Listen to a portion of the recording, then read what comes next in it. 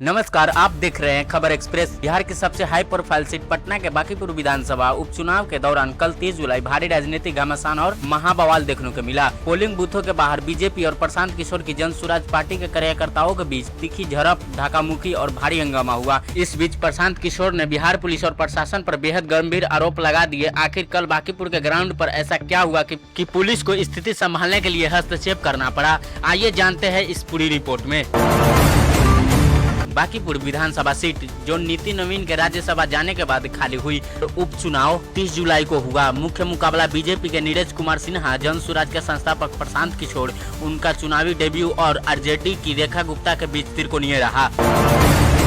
लगभग 3,80,000 मतदाता थे, लेकिन कुल मतदान सिर्फ 34 से 35% के आसपास रहा। पिछले विधानसभा चुनाव से काफी कम।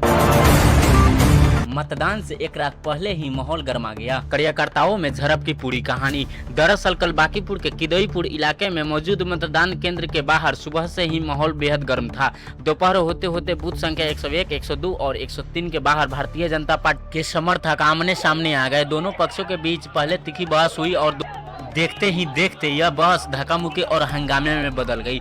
स्थिति को बिगड़ता देख मौके पर मौजूद भारी पुलिस बल को मोर्चा संभालना पड़ा। हल्का बल प्रयोग करके भीड़ को खदेड़ा गया। प्रशासन का कहना है कि कुछ असामाजिक तत्व शांतिपूर्ण मतदान में बाधा डालने की कोशिश कर रहे थे। इस हंगामे के तुरंत बाद जन स्वराज के सूत्रधार प्रशांत किशोर ने लाइव आकर बिहार सरकार और पटना पुलिस प्रशासन पर तीखा हमला बोला। प्रशांत किशोर ने सीधे आरोप लगाया कि सत्ता पक्ष के इशारे पर उनके कम से कम 20 पोलिंग एजेंटों और कार्यकर्ताओं को पुलिस ने बिना किसी वजह के हिरासत में ले लिया। पीके ने यहाँ तक कह दिया कि शासन प्रशासन चाहे जितनी ताकत लगा ले, बांकीपुर की जनता इस बार बदलाव के मूड में है और जन स्वराज की जीत तय है। वही दूसरी तरफ बीजेपी नेताओं ने इन आरोपों को खारिज करते हुए इसे जन स्वराज की हताशा बताया। यहाँ मुकाबला त्रिकोणीय हो चुका है, जहाँ बीजेपी अपनी साख बचाने की लड़ाई लड़ रही है, आरजेडी अपनी जमीन वापस पाना चाहती है और प्रशांत किशोर की पार्टी दोनों को कड़ी टक्कर दे रही है। दोबारा कैमरे के सामने आए बांकीपुर के इस त्रिकोणीय मुकाबले में फंसे सभी 26 उम्मीदवारों की किस्मत अब ईवीएम मशीन में बंद हो चुकी है।